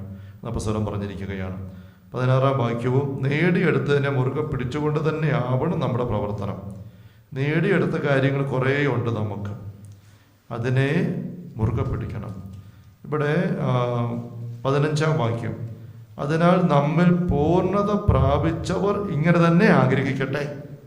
ആ പൂർണ്ണത എന്ന് പറയുന്നത് അങ്ങേയറ്റത്തെ പൂർണ്ണതയല്ല. ആത്മീയമായിട്ട് പ്രാരംഭ സ്റ്റേജ് ഒന്ന് കഴിഞ്ഞ് ഇച്ചിരി വളർച്ചയിലേക്ക് വന്നവരുടെ പറ്റിയാണ് പറയുന്നത്. അവരാണ് ഈ ഓട്ടത്തിൽ മുന്നോട്ട് കയറി വരാനുള്ളവർ, അല്ലാത്തവർ ജനിച്ചു വരണം. അപ്പോൾ പൂർണ്ണത പ്രാപിച്ചവർ ഇങ്ങനെ ചിന്തിക്കട്ടെ. എന്നിട്ട് പറയുകയാണ്, ഇവിടെ നേടിയെടുത്തതിനെ ഒന്നും കളയരുത്. തമ്പുരാൻ നമുക്ക് തന്ന കാര്യങ്ങൾ നമ്മൾ എടുത്തത് അതിന് മുകളിൽ പണിത് കയറണം. അപ്പോൾ നമ്മൾ ഇതുവരെ നമ്മുടെ ജീവിതത്തിൽ ആർജിച്ച ആത്മീയ അനുഭവങ്ങളും ശൈലികളും പാടെ പൊളിച്ച് കളയല്ല ചെയ്യേണ്ടത്. മേസ്തിരി പണിയാൻ വരുമ്പോൾ ഇന്നലെ പണിത് എല്ലാം കൂടെ ചവിട്ടി താഴെ ഇട്ടിട്ട് പിന്നെ അടിയ മുതൽ പണിയാൻ ഒരിക്കലും പോവുകയാണ്. ഇന്നലെ പണിത് വെച്ചത് വീണ്ടും അത് കറക്റ്റ്, ചിലവെല്ലാം കറക്റ്റ് ചെയ്യണം, കറക്റ്റ് ചെയ്യും, അതിന് മുകളിൽ ബാക്കി പണി കെട്ടിപ്പൊടുക്കുക, അങ്ങനെ കെട്ടിപ്പടുത്ത് മുന്നോട്ട് കൊണ്ടുപോകുന്നത്. അപ്പോൾ നമ്മുടെ ജീവിതത്തിൽ ദൈവം പണിയുന്നുണ്ട്. അതുകൊണ്ട് ഇതുവരെ നേടിയെടുത്ത കാര്യങ്ങൾ, വളർന്ന കാര്യങ്ങൾ ഉറപ്പിച്ച് എവിടെയെങ്കിലും വെച്ചത് കണ്ട താഴെ പോയി കിടപ്പുണ്ട്, ഇളകിപ്പോയിട്ടുണ്ട്, ചിലപ്പോൾ തൊട്ടും മുട്ടും വന്നു, ചില പണി കഴിഞ്ഞിട്ട് പോയിട്ട് കുറേ ദിവസങ്ങളായും ചിലപ്പോൾ ആഴ്ചകളായും ചിലപ്പോൾ മാസങ്ങളായും പിന്നെ പണി മുടങ്ങി കിടക്കായിരുന്നു. അപ്പോൾ കുറേ കട്ടയെല്ലാം പിളർന്നു പോയി, ഉരുണ്ട് വീണു, പിന്നെ പായന് പിടിച്ചു, അങ്ങനെയൊക്കെ ഉണ്ടത് കറക്റ്റ് ചെയ്തിട്ട് വീണ്ടും നമ്മളതിന് ബാക്കി പണിത് കയറി വരണം. അത് നേടിയെടുത്തതിനെ മുറുകെ പിടിച്ചുകൊണ്ട് ഇതുവരെ തമ്പുരാൻ തന്ന ബോധ്യങ്ങളൊന്നും കളയരുത്, അതിൻ്റെ മുകളിൽ വെച്ച് മുന്നോട്ട് കയറി പോവുക. Hallelujah, hallelujah, hallelujah. യഥാർത്ഥത്തിൽ ഈ ധ്യാനത്തെപ്പറ്റി ചിന്തിച്ചപ്പം ഞാൻ എൻ്റെ മാനുഷിക ചിന്തയിൽ ആണോ അല്ലയോ ഞാൻ ഓർത്തത്, ഒരു അമ്മ ത്രേസ്യായുടെ ഒരു ആത്മീയ ക്ലാസിക് ആണ് ആഭ്യന്തര ഹർമ്മ്യം ഇന്റീരിയർ കാസിൽ എന്ന് പറയുന്നൊരു പുസ്തകം. ഇതിനകത്തിറങ്ങി കുറേ ക്ലാസ്സുകൾ ഇതിൻ്റെ വെളിച്ചത്തിൽ പോകാമെന്ന് ഓർത്തുകൊണ്ടാണ് ഞാൻ ധ്യാനം ആരംഭിച്ച അതിന് മുമ്പ് തന്നെ ഈ പുസ്തകം കൈപ്പിടിച്ചുകൊണ്ട് നടക്കുക. ഇതുവരെ ഇതിനകത്തോട്ട് കയറാനായിട്ട് എനിക്ക് അവസരം കിട്ടിയില്ല. തമ്പുരാൻ ഇതിലേക്ക് കയറ്റാതെ ഇത്ര വരെ കൊണ്ടുവന്നു. ഇപ്പോഴും ഞാനിത് ഇങ്ങനെ ഇവിടെ വെച്ചുകൊണ്ടിരിക്കുകയാണ്, വായിച്ചും തിരിച്ചും ഒക്കെ നോക്കിയിട്ട്. ഇപ്പോഴും ഒത്തിരി കയറാൻ എനിക്കങ്ങ് വരുന്നില്ല, എന്തോ എവിടെയോ. എങ്കിലും ഇതേപ്പറ്റി ഒരു സൂചനയൊന്ന് പറഞ്ഞ് ഞാൻ വെക്കാം. ഇപ്പോൾ നമ്മൾ പിരിയുന്നതിന് മുമ്പ് ഒരു 5-6 മിനിറ്റ് എടുത്ത് എന്നിട്ട് പ്രാർത്ഥിച്ചിട്ട് ഉച്ച കഴിഞ്ഞ് വരുമ്പം തമ്പുരാൻ അതേപ്പറ്റി കൂടുതൽ തെളിച്ച് തരികയാണെങ്കിൽ കുറച്ച് നമുക്ക് കാണാം, അല്ലെങ്കിൽ പിന്നെ ഒരു പക്ഷേ പിന്നെ എന്തെങ്കിലും ആയിരിക്കും തമ്പുരാൻ. അമ്മ ത്രേസ്യ നമുക്കറിയാം വേദപാരംഗതയാണ്, ഡോക്ടർ ഓഫ് ദി ചർച്ചാണ് അവിലാരി അമ്മ ത്രേസ്യ. അമ്മ ത്രേസ്യ വലിയ ആത്മീയ അനുഭവത്തിൻ്റെ വ്യക്തിയായിരുന്നു. അമ്മ ത്രേസ്യ കുരിശൻ്റെ യോഹന്നാൻ ഒരുമിച്ച്, അമ്മ ത്രേസ്യയേക്കാളും പ്രായം കുറഞ്ഞ ആളായിരുന്നു കുരിശൻ്റെ യോഹന്നാൻ, പക്ഷേ അമ്മ ത്രേസ്യയുടെ ആത്മീയ പിതാവായിരുന്നു കുരിശൻ്റെ യോഹന്നാൻ. കുരിശൻ്റെ യോഹന്നാനെ നവീകരണത്തിലേക്ക്, ആത്മീയ വെളിച്ചത്തിലേക്ക് കൈപിടിച്ച് ക്ഷണിച്ച് കയറ്റിക്കൊണ്ട് വന്നത്, അല്ലെങ്കിൽ ഇറക്കിക്കൊണ്ട് വന്നത് അമ്മ ത്രേസ്യയാണ്. പക്ഷെ അമ്മ ത്രേസ്യയെ നയിച്ചയാളും കുരിശൻ്റെ യോഹന്നാനാണ്. അങ്ങനെയൊക്കെ ഒരു വലിയൊരു ആത്മീയ ബന്ധമായിരുന്നു അവർ തമ്മിൽ. കുരിശൻ്റെ യോഹന്നാൻ്റെ ഒത്തിരി സഹനങ്ങളും ഞെരുക്കങ്ങളൊക്കെ നമുക്ക് കുറച്ചൊക്കെ അറിയാം. അമ്മ ത്രേസ്യയെ അതുപോലെ തന്നെ സഹിച്ചിട്ടുണ്ട്. ജയിലിലൊന്നും അമ്മ ത്രേസ്യയെ പിടിച്ചിട്ടില്ല. എങ്കിൽ പോലും സഭയിൽ നിന്നും കുറ്റാരോപണങ്ങളും വിചാരണയും ഒക്കെ വന്നിട്ട് കമ്മീഷനെയൊക്കെ വെച്ച് അമ്മ ത്രേസ്യയെ കുറ്റം ചെയ്യുന്ന പല സംഭവങ്ങളൊക്കെ ഉണ്ട്. അങ്ങനെയൊക്കെ ഒത്തിരി സാഹചര്യത്തിൽ കൂടി കടന്നുപോയ വ്യക്തിയാണ്. പക്ഷെ ഒത്തിരി ആത്മീയ അനുഭവം. മദ്രേസ്യ ഒത്തിരി തീക്ഷ്ണതയോടെ കുഞ്ഞുനാളിൽ ഈശോയ്ക്ക് വേണ്ടി ജീവിക്കാൻ ആഗ്രഹിച്ചു, മരിക്കാൻ ആഗ്രഹിച്ചു. കൊച്ചായിരിക്കുമ്പം 7 8 ഒക്കെ വയസ്സുള്ളപ്പം ആണെന്ന് എൻ്റെ ഓർമ്മ. കുഞ്ഞായിരിക്കുമ്പം ആങ്ങളെയും ഒരു ദിവസം വീട് വിട്ടുപോയി. വൈകുന്നേരമായിട്ട് പിള്ളേരെ കാണുന്നില്ല, എല്ലാവരും തപ്പി ചെന്നപ്പോണ്ട് അങ്ങ് ദൂരേക്ക് പട്ടണത്തിലേക്കുള്ള വഴി 2 പേരും കൂടെ വെച്ച് വിടുകയാണ്. ജോലിക്കാരെല്ലാം പുറകെ ചെന്ന് ഓടിച്ചിട്ട് പിടിച്ചു. പിള്ളേരെ എടപ്പോ ചോദിച്ചപ്പോൾ വിടാൻ പറഞ്ഞ് അവർ ഓടുക. ഞങ്ങൾക്ക് എവിടെയോ ആഫ്രിക്കയിൽ പോകണം, രക്തസാക്ഷിത്വം വരിക്കാൻ പോവാം എന്ന് പറഞ്ഞുകൊണ്ട് ആങ്ങളും പെങ്ങളും കൂടെ പോയി. അത്ര തീക്ഷ്ണതയുള്ള ആത്മചിന്തയൊക്കെ കൊച്ചുനാളിൽ വളർന്നു വന്നയാളാണ്. പക്ഷെ പിന്നീട് വളർന്നു വന്ന് കൗമാരമൊക്കെ കഴിഞ്ഞ് കഴിഞ്ഞപ്പോഴത്തേക്കും കുറച്ച് ലൗക യതികതയെല്ലാം കയറി വന്ന് ആഡംബര ഭ്രമവും വസ്ത്രധാരണത്തിലൊക്കെ ഇങ്ങനെയൊക്കെ ആയിട്ട് ശകലം നടന്നു. പക്ഷെ പിന്നെ എങ്ങനെയും ദമ്പരൻ്റെ വിളി ഉണ്ടായിരുന്നൊരു മടത്ത് ചേർന്ന് മടത്തി വന്നു കഴിഞ്ഞപ്പോഴും ഒരാത്മീയ തീക്ഷ്ണത ഉള്ള ഒരവസ്ഥ ആയിരുന്നില്ല. പുറത്തുനിന്നുള്ള ആൾക്കാരൊക്കെ ഒത്തിരി ആത്മീയ ഉപദേശം തേടാനൊക്കെ വേണ്ടി മടത്തി വരും. അപ്പം ഒത്തിരി പേര് ഇങ്ങനെ കൗൺസിലിങ്ങിന് എന്ന രീതി വരും. അപ്പോൾ അവരെ എല്ലാം കണ്ടും മിണ്ടിയും പറഞ്ഞു അവർക്ക് വേണ്ടി പ്രാർത്ഥിച്ചു. എല്ലാമായിട്ട് ഇങ്ങനെ സിസ്റ്റേഴ്സ് എല്ലാവരും തന്നെ അവരുടെ ദിവസം മുഴുവൻ ചെലവഴിക്കുന്നത് ആൾക്കാർക്ക് വേണ്ടിയിട്ടായിരുന്നു. അപ്പം ഇങ്ങനെ വരുന്ന ആൾക്കാർ എന്തെങ്കിലുമൊക്കെ ചെറിയ ഗിഫ്റ്റ് കൊടുക്കും, പൈസയൊക്കെ കൊടുക്കും.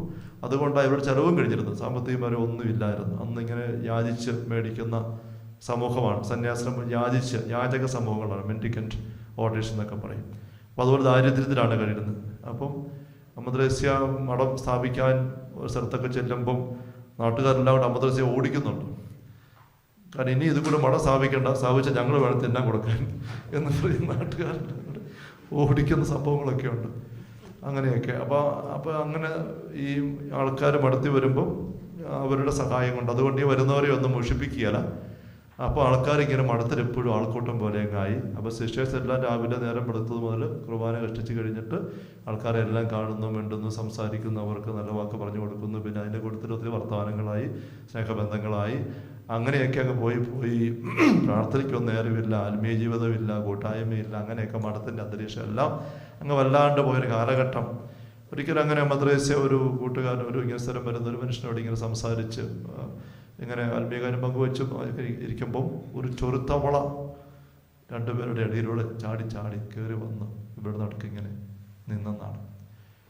അത് കണ്ടപ്പോൾ മദ്രസയ്ക്ക് ശക്തം. ചൊരുത്തവള കണ്ടപ്പോഴേ ചില ജീവിയെ കാണുമ്പോൾ വല്ലാത്ത പേടിയുണ്ടല്ലേ.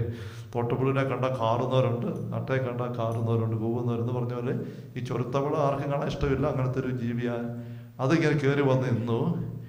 മദ്രസയുടെ ഉള്ളിൽ ശക്തമായിട്ടൊരു ദൈവിക പ്രചോദനം വന്നു.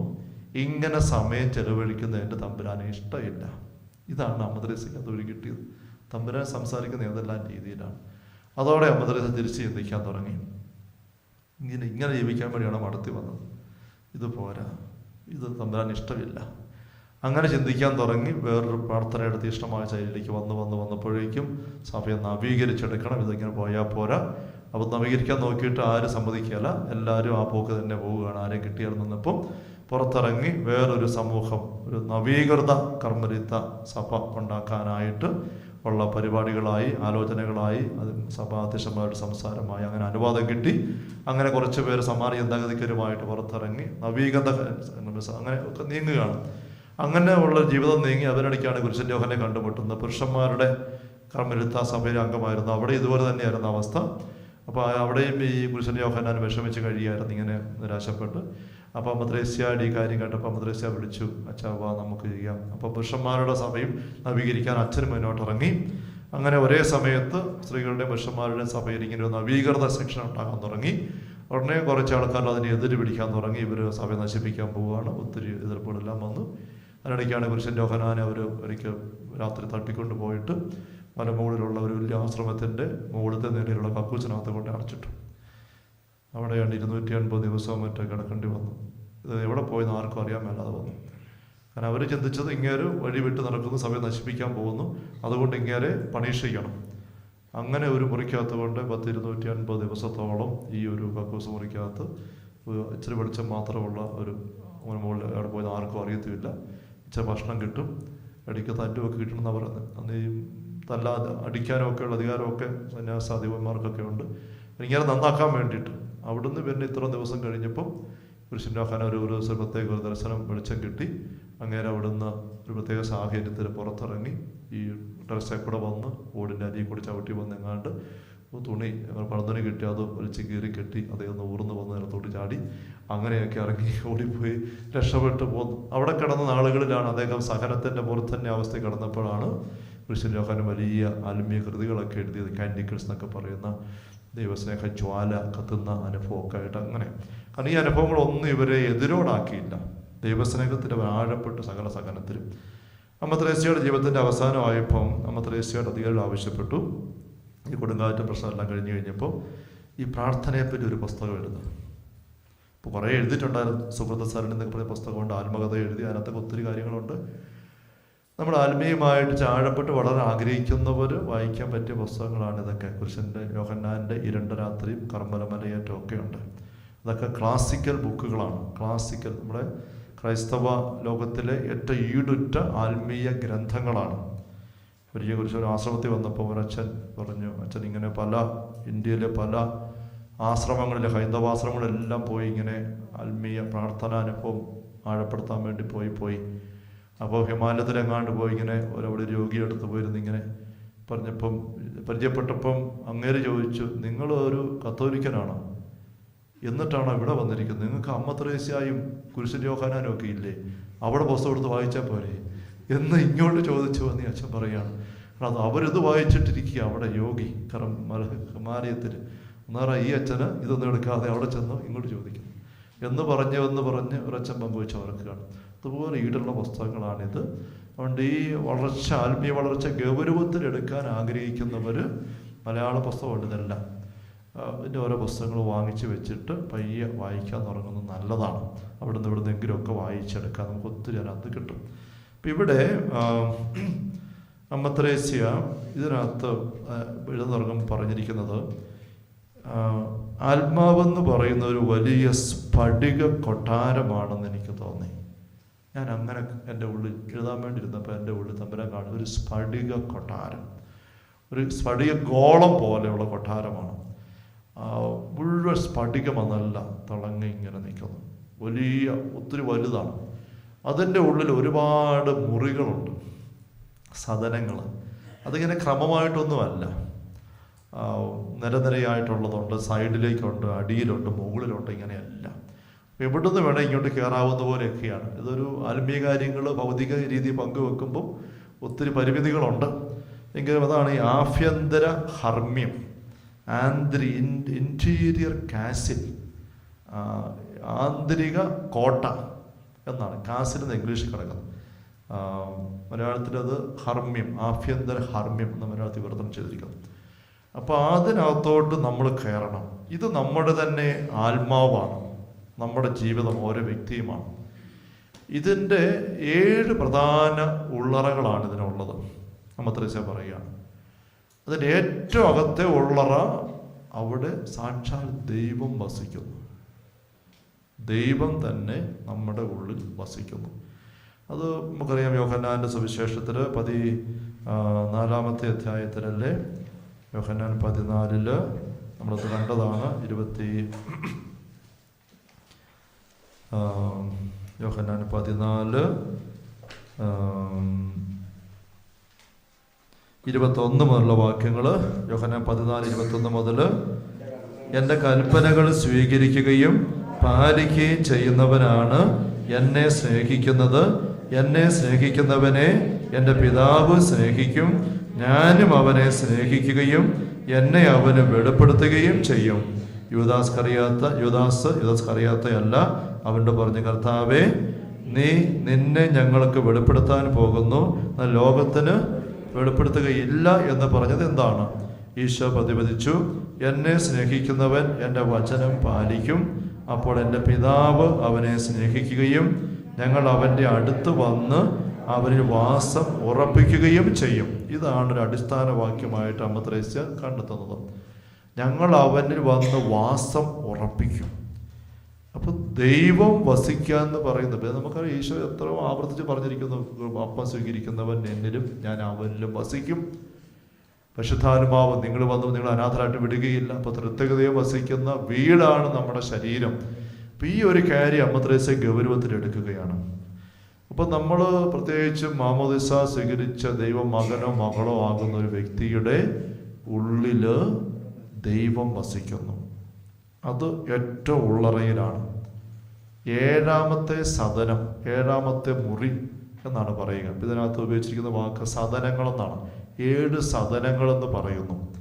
7 സദനം എന്ന് പറയുന്ന മദ്രസ വീണ്ടും പറയുന്നുണ്ട്, കൃത്യം മുറിമുറിയായിട്ടല്ല, അത് ഒരേ നിരയായിട്ടല്ല, ഉള്ള അങ്ങനെ കയറി ചെല്ലേണ്ട, അങ്ങനെയാണ് പറഞ്ഞിരിക്കുന്നത്. 7 സദനങ്ങളാണ് പറഞ്ഞിരിക്കുന്നത്.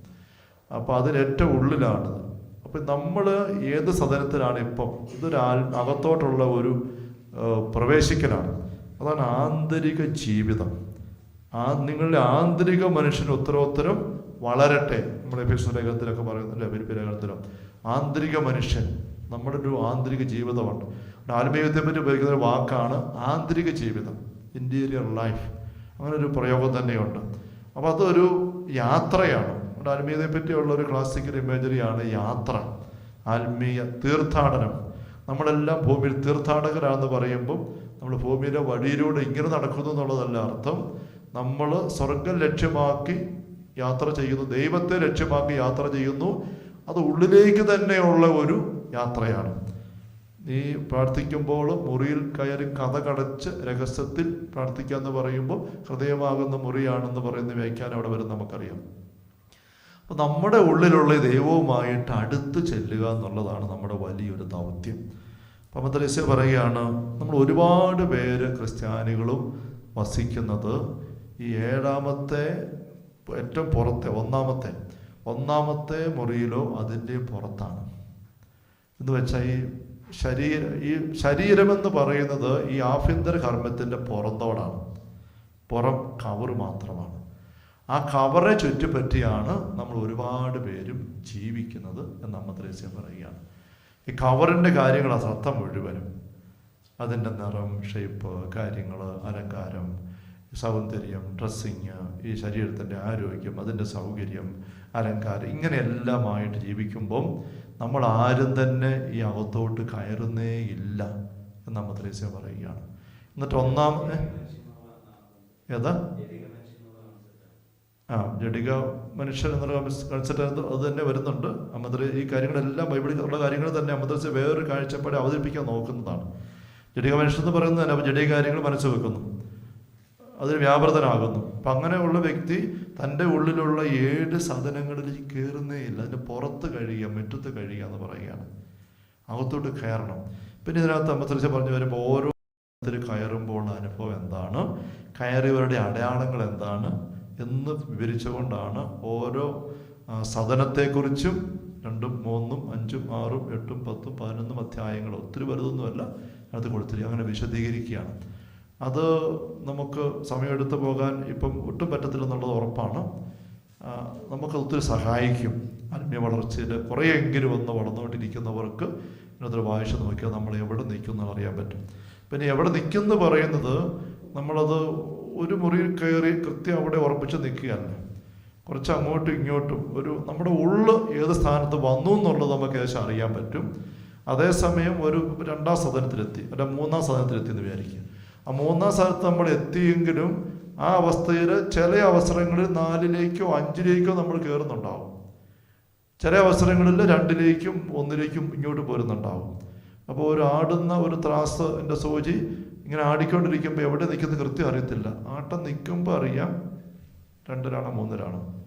അപ്പോൾ ആടുമ്പം ഇങ്ങോട്ടും വരും, അങ്ങോട്ടും പോകും. അങ്ങനത്തെ ഒരു അവസ്ഥയുണ്ട്. അപ്പം ഈ വളർച്ചയെന്ന് പറയുന്നത് ഇങ്ങനെ ചാടി ഗേറ്റ് കടന്ന് മതിലിനകത്ത് കയറി പിന്നെ പുറകോട്ടില്ല, അങ്ങനെയല്ല. ഇതിങ്ങനെ ഗ്രാജുവലായിട്ട് വളർച്ച തന്നെയാണ്.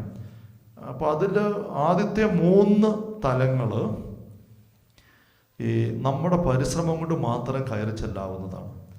പിന്നെയുള്ള 4 തലങ്ങൾ തമ്പുരാൻ ആകർഷിച്ചും കൂടെ കൊണ്ടുവരുന്നതാണ്. ഇപ്പോൾ സമയമെടുത്ത് മുന്നോട്ട് പോകാൻ പറ്റത്തില്ല. ഞാൻ എൻ്റെ മനസ്സിൽ ഇത് വെച്ച് ഞാൻ പ്രാർത്ഥിച്ചിരുന്നപ്പോൾ എനിക്ക് വേറൊരു ഉദാഹരണം വന്ന് ഞാനങ്ങ് പറയുകയാണ്. അപ്പോൾ അതിന് കുറച്ചുകൂടെ അത് കാര്യം വ്യക്തമാകും. അത് വെച്ചോട്ട് ഇങ്ങോട്ട് വരാനായിട്ട് നമുക്ക് ഒത്തിരി സമയം കിട്ടിയാലെന്ന് എങ്കിൽ പോലും എൻ്റെ മനസ്സിൽ വന്ന ഉദാഹരണം ഇതാണ്. നമ്മൾ ഈ പള്ളിയിലേക്ക് വരുന്നു, ഏത് പള്ളി? അപ്പോൾ ഇവിടെ നമ്മൾ വാഗമൺ പള്ളിയിൽ ഒരു ധ്യാന കേന്ദ്രത്തിലേക്ക് ധ്യാനിക്കാൻ പ്രാർത്ഥിക്കാനായിട്ട് വരുന്ന ഒരാളിനെ ചിന്തിക്കുന്നു. അപ്പം ആയിരിക്കുന്ന സ്ഥലത്ത് നീ വാഗമണ്ണിൽ തന്നെയുള്ള വീട്ടിൽ നിന്നോ ദൂരെയുള്ള സ്ഥലത്തുനിന്നോ ഈ ചിന്ത വെച്ചുകൊണ്ട് ഇറങ്ങി നടന്ന് ഓട്ടോ വിളിച്ച് അല്ല ബസ് കയറി വണ്ടി ഓടിച്ച് വാഗമണ്ണിൽ വന്ന് നമ്മുടെ ഗേറ്റിങ്ങിലുള്ള വാതിക്കലെത്തുന്നു. അതൊരു ഒന്നാമത്തെ സ്റ്റേജാണ്. ഇപ്പോൾ ഉള്ളിൽ ആഗ്രഹമുണ്ട്, അതിനുള്ള താല്പര്യമുണ്ട്, കുറേ അറിവുണ്ട്. പ്രാർത്ഥിക്കണം, ധ്യാനിക്കണം, തമ്പുരാനെ കണ്ടെത്തണം, തമ്മിൻ്റെ കൂടെ ഇരിക്കണം. അതിനുവേണ്ടി യാത്ര ചെയ്ത് വരികയാണ്. പക്ഷേ ഗേറ്റിക്ക് വരെ വരിക എന്ന് പറയുന്നത് ഒന്നാമത്തെ സ്റ്റേജ്. അത്രയും വരുമ്പോഴും എല്ലാ ബാഹ്യമായ സ്വാധീനങ്ങളും സാഹചര്യങ്ങളും ഒപ്പമുണ്ട്. ഗേറ്റിങ് വന്നിറങ്ങിയാലും സകല ആൾക്കാരും വണ്ടി വരുന്നുണ്ട്, അതിലെ പോകുന്ന ചില പരസ്യങ്ങളും കാര്യങ്ങളും എല്ലാം ഉണ്ട്. അപ്പോൾ ഈ ഒന്നാമത്തെ സദനത്തിൽ മദ്രസ പറയുകയാണ്, ആ സദനത്തിലായിരിക്കുമ്പോൾ പോലും അവിടെ ലോകവും പിശാചും ശരീരവും ജഡവും എല്ലാം ആക്രമിക്കുന്നുണ്ട്. അതൊക്കെ വരെ വന്നു നോർത്തുകൊണ്ട് അകത്ത് കയറുന്ന ഒരു നിർബന്ധമില്ല. ഇങ്ങോട്ട് വരണമെന്ന് അറിയാം, അത് വെച്ചുകൊണ്ട് വന്നതാണ്, അത്രയും ആയി. പക്ഷേ വന്നിറങ്ങിയിട്ട് അവിടെ വേണം ഇരിക്കാം. അവിടെ എല്ലാ ലോകത്തിൻ്റെതായ താല്പര്യങ്ങളും അവസരങ്ങളും എല്ലാം അവിടെ ഓപ്പണാണ്. രണ്ടാമത്തെ ഒരു സ്റ്റേ എന്ന് പറയുന്നത്, വിചാരിക്കുക ഗേറ്റ് കടന്ന് ഇപ്പോൾ താഴെ വന്നിച്ചിട്ട് ഈസി ആയിട്ട് വേണേൽ അങ്ങോട്ട് പോകാം, ടൗണിലേക്ക് പോകാം, അപ്പുറത്തോട്ട് പോകാം, ഇപ്പുറത്തോട്ട് പോകാം. അങ്ങനെ പോകാതെ വീണ്ടും അകത്തോട്ട് കയറി വരുന്നു. നമ്മളിവിടെ ഈ ഗേറ്റിന് പുറത്ത്, മുറ്റത്തിന് പുറത്തുള്ള ഏരിയയിൽ വന്ന് വണ്ടിയെ വന്ന് ആക്കി. അപ്പോൾ ഇങ്ങോട്ട് തന്നെ ഡയറക്ഷനായി. ഇനിയിപ്പം പൈൻ ഫോറസ്റ്റ് പോകത്തില്ല, മൊട്ടക്കൊന്നേ പോകുന്നില്ല, ഹോട്ടലിൽ പോകുന്നില്ല, അതെല്ലാം കട്ട് ചെയ്തു. ഇങ്ങോട്ട് ഇത്രയും കയറി. എന്നാലും വണ്ടിയിലാണ്. വണ്ടിയിൽ മൊബൈൽ ഫോണുണ്ട്, അല്ലെ ചാപ്പാടുണ്ട്, ചിലപ്പോൾ മദ്യമുണ്ട്, കമ്പനിക്കാരുണ്ട്. പാർക്കിംഗ് ഗ്രൗണ്ടിൽ വന്ന് മരത്തിൻ്റെ ചോട്ടിൽ ഇരുന്ന് അങ്ങനെയും സമയം പോകാനും ഒക്കെ തീരാനുള്ള സാധ്യതയുണ്ട്. പക്ഷേ പള്ളിയിലോട്ടാണ് ധ്യാനകേന്ദ്രത്തിലാണ് വന്നിരിക്കുന്നത്. പക്ഷേ ഈ ഒരു സ്റ്റേജിൽ നിൽക്കുകയാണ്. അവിടെ വന്നിട്ട് അടുത്ത വരുന്നത് വണ്ടി പൂട്ടി പുറത്തിറങ്ങി ഓഫാക്കി, ഫോൺ ഓഫാക്കി വെച്ച് കൂട്ടുകാരെല്ലാം ഒന്നവരെ പറഞ്ഞു വിട്ടു. എന്നിട്ട് മുറ്റത്തോട്ട് വന്ന് കയറുകയാണ്. അപ്പോൾ അന്തരീക്ഷം കുറച്ചുകൂടെ മാറി, പുറത്തെ കാര്യങ്ങളൊക്കെ വിട്ടു. ധ്യാനകേന്ദ്രത്തിൻ്റെ മുറ്റമാണ്, ആത്മീയ അന്തരീക്ഷമാണ്. വണ്ടി ഇവിടെ വന്ന് കയറി മരത്തിൻ്റെ ചുവട്ടിൽ അവിടെ നിൽക്കുന്നു. അങ്ങനെ നിൽക്കുമ്പോഴും വ്യക്തിയുടെ താല്പര്യവും പരിശ്രമമാണ് കയറ്റിക്കൊണ്ട് വരുന്നത്. അവിടെ വന്നൊരാൾ നിൽക്കുന്നത് കണ്ടപ്പോൾ ഇവിടുന്ന് അച്ഛനോ അല്ലെങ്കിൽ ഇവിടെ ശുശ്രൂഷകർ കണ്ടു, ഒന്നും മിണ്ടുന്നില്ല, അല്ല ചിരിച്ച് കാണിച്ചു. എന്തിനാ വന്നതെന്ന് ചോദിക്കുന്നു. ധ്യാനിക്കാൻ വന്നതാണെന്ന് പറഞ്ഞ് കയറി വരികയാണെങ്കിൽ ബാക്കി പിന്നെ ആയി. ചിലപ്പോൾ ഇവിടം വരെ വന്നേ ഉള്ളൂ എന്ന് പറഞ്ഞ് വേണം നിൽക്കാം അവിടെ. അപ്പം അങ്ങനെ നിൽക്കുന്നൊരവസ്ഥ. പക്ഷേ പൂർണ്ണമായിട്ടും നേരെ മുമ്പിൽ തമ്പുരാൻ്റെ കാര്യങ്ങൾ കാണുകയാണ്. ബാക്കി എല്ലാം തന്നെ വിട്ടു. എന്നാലും ഫോൺ വിളി വരാം, കൂട്ടുകാർ കയറി വന്ന് ഇനിയും വിളിക്കാം, സാഹചര്യമൊക്കെ ഉണ്ട്. അതേന്ന് വീണ്ടും. അപ്പോൾ ഇത് ആദ്യത്തെ 3 സ്റ്റേജാണ്. ഈ 3 മുറികൾ മദ്രസ പറയുന്ന പോലെ ഈ 3 മുറികളിൽ ഒരു വ്യക്തിയുടെ സ്വന്തം താല്പര്യത്തിലാണ് കാര്യങ്ങൾ ഓടുന്നത്. അത് അസറ്റിക്കൽ സ്റ്റേജ് എന്ന് പറയും. അസറ്റിക്കൽ സ്റ്റേജ് എന്ന് പറയുന്നത് സ്വന്തം പരിശ്രമം കൊണ്ട് കയറി വരികയാണ്. ഇനി അത് കഴിഞ്ഞ് ബാക്കി പറയുമ്പോൾ തിരിയും. അത് കഴിഞ്ഞപ്പോൾ ധ്യാനിക്കാൻ വരുന്ന ആൾ ഇങ്ങോട്ട് കയറി വന്നിട്ട് ബാഗ് എടുത്തുകൊണ്ട് ഇങ്ങ് വന്നു. കൗണ്ടറിൽ വന്നിട്ട് ബുക്ക് ചെയ്യാനായിട്ട് പേര് കൊടുക്കുന്നു, മൊബൈൽ ഫോൺ അവിടെ ഏൽപ്പിക്കുന്നു, ബാഡ്ജ് മേടിച്ച് കുത്തുന്നു. ഇത്രയും വരുന്നതോടുകൂടെ ഇവിടുത്തെ ശുശ്രൂഷയുടെ പിടുത്തത്തിലായി. ഇവിടുത്തെ ശുശ്രൂഷയുടെ ധ്യാനകേന്ദ്രത്തിൻ്റെ പിടുത്തത്തിലേക്ക് ആൾ സ്വയം ഏൽപ്പിച്ചു കൊടുത്തു. അത്രമായി കഴിഞ്ഞാൽ പിന്നെ മണി അടിക്കുമ്പോൾ ഇങ്ങോട്ട് വരണം.